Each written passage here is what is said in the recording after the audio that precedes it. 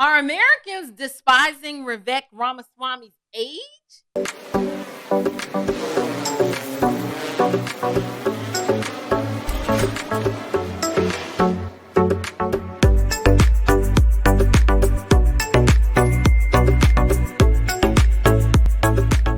Grace and peace, you guys. April Chapman here with the Standard of Truth podcast, where we talk all things social, cultural, political, and theological from a biblical perspective.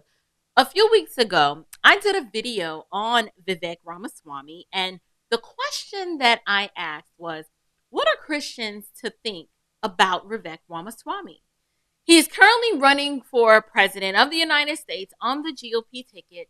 And out of all of his qualifications and accomplishments, many people are taking issue with the fact that he is a practicing Hindu. So his Hindu faith, I get it. It is a stumbling block for many. And if you're curious as to my thoughts on that and what I believe believers should think about such a thing, please be sure to go and check out the video that I've already done on this topic. But in that video, I did mention that I was going to do another video to address another stumbling block that many Americans have, and that's Vivek's age. Vivek just turned 38 years old just a few days ago, and many people are asserting that they love everything about him, right? But he's just too young. They want him to have a little bit more experience before they're willing to trust him with the POTUS position. So today, I just want to push back on that just a little bit because I believe that experience is definitely one of the best teachers. However, I don't believe that it is the only teacher. I also believe that this country has had a long history of selecting individuals based on their political experience, yet many of these individuals are nothing more than career politicians. They've rarely ever held a job.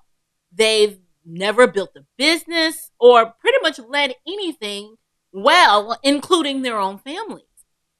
They've been in office for decades and they've accomplished very little in terms of making America better. And they're just in it for the most part for the power and prestige of it all.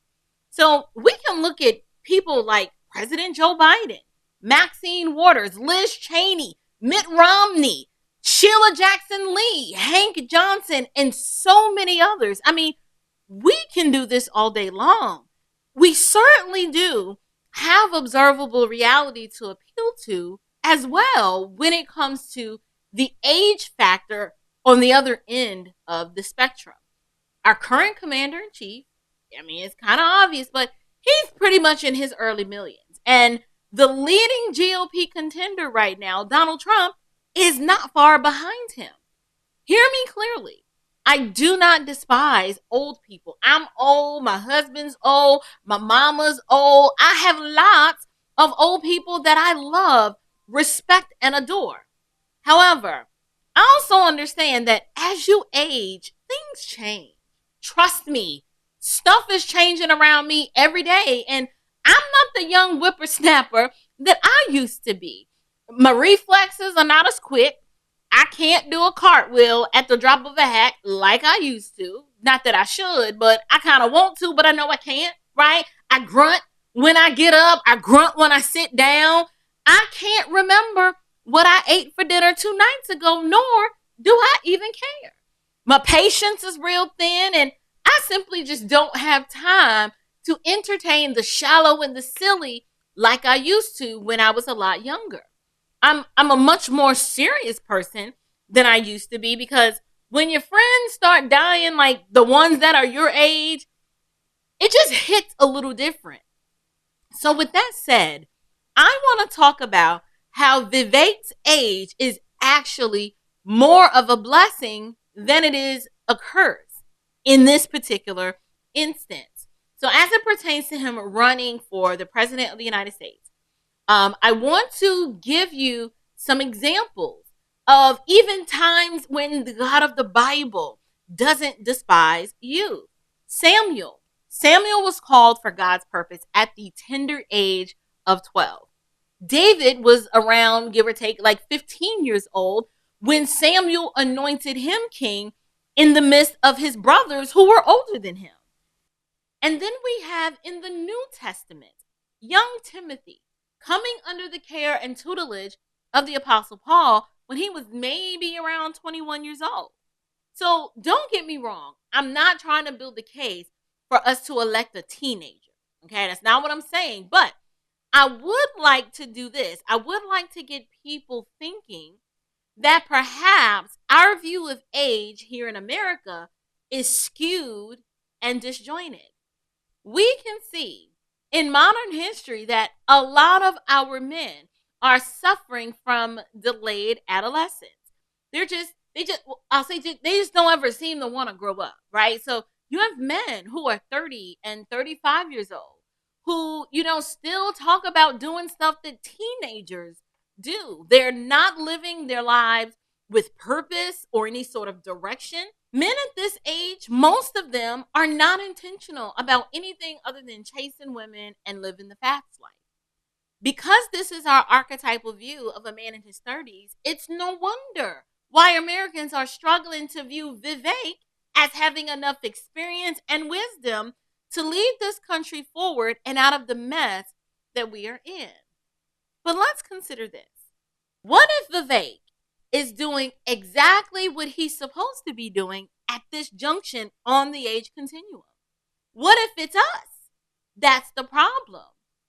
I don't know if you've seen this, but have you listened to Vivek at the tender age of 18? I've been racing my entire high school career. But now when we're finally crossing the finish line, I wish I could have stopped just a little earlier and caught a breath of the fresh air that had surrounded me the whole time. Teachers, staff, classmates, counselors, and friends, I'd like to welcome you to the 2003 St. X graduation ceremony. And most of all, to the fellow class of 2003, we are finally here.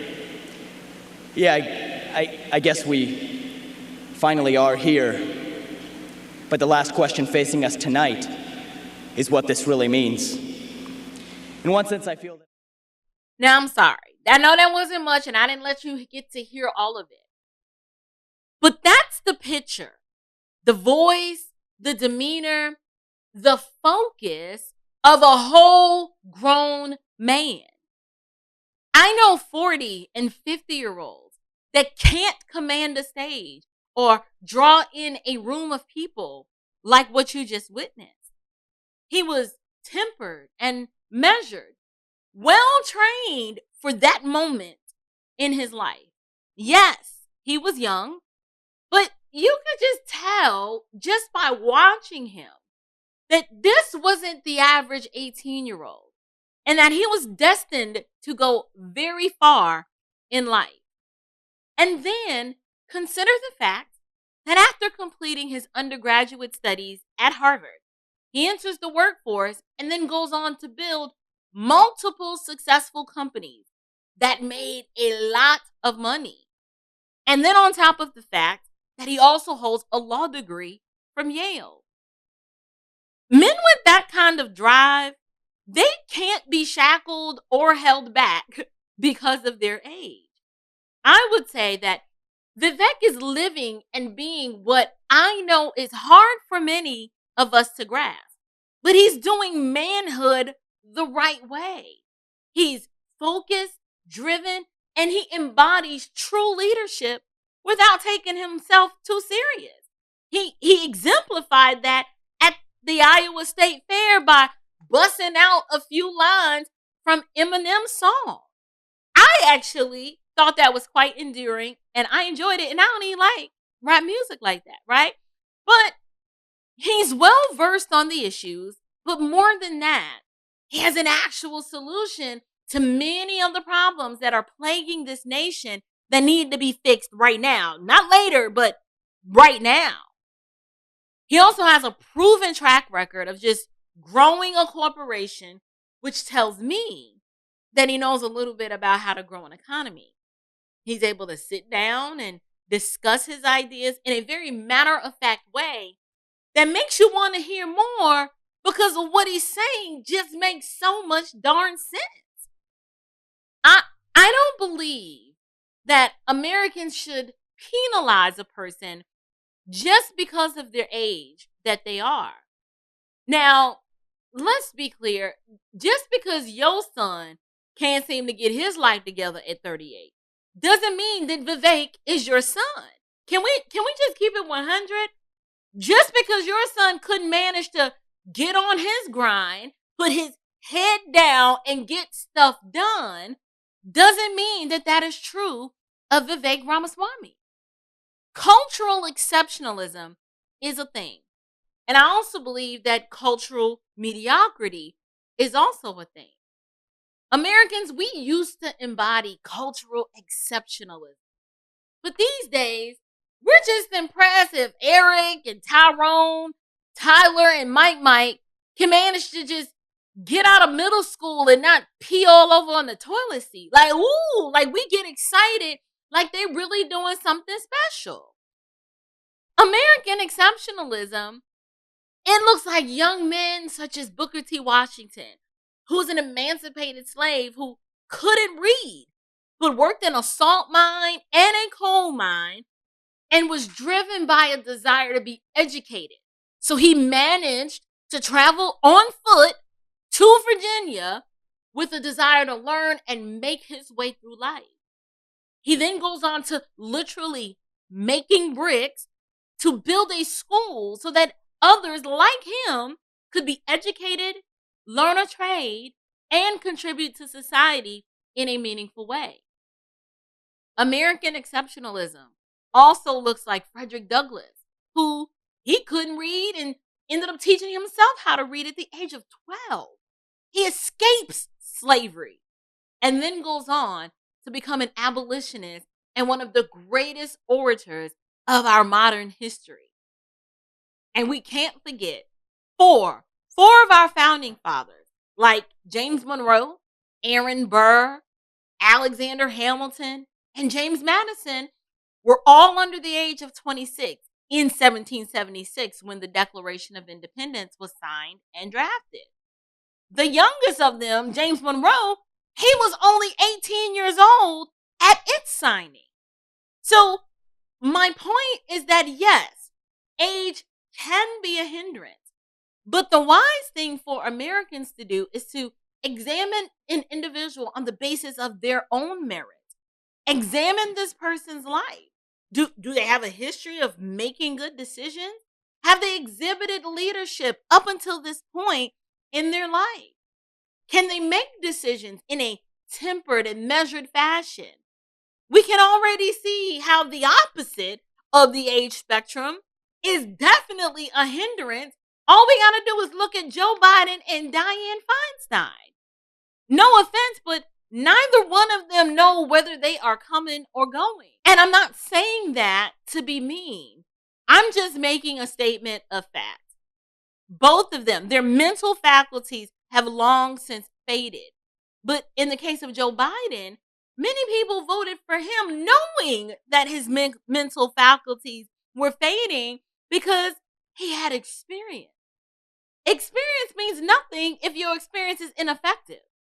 So in my opinion, America doesn't even deserve a leader like a Vivek Ramaswamy, but we're being put in a position where we can elect a person like a Vivek Ramaswamy. He is, in fact, in my opinion, he's too good for us. Too good. Our wickedness, our corruption and evil runs so deep that this country actually deserves God's wrath. But God has been and continues to be long-suffering and gracious to us despite our continued transgression. So I would strongly urge people who consider Vivek Ramaswamy's age a stumbling block to truly examine why they're saying that. Because having a political outsider who is young and inspiring and comes with fresh and effective ideas could be the very thing that this country needs. Let's not be the old dog that can't learn new tricks, okay? Our country is still young. But at this point, with the rate that this country is going, we really don't have too much to lose, but we have everything to gain. But what do I know? I'm just a mid 40-year-old Black woman on the internet who is perimenopausal and about to experience my next hot flash as we speak. So what do you guys think? Should his age, in light of who he is and what he's accomplished, should that be a stumbling block? Or do you believe that it doesn't matter what his record shows? You still want an old, out of touch political insider to lead this country further and further down into the dumps. Now, you already know what I think. It is obvious that Vivek Ramaswamy is on my radar, and I believe, with all things considered, that he deserves a chance to be in that White House. But I do want to know what y'all think. Let me know what y'all think down in the comments below. Grace and peace.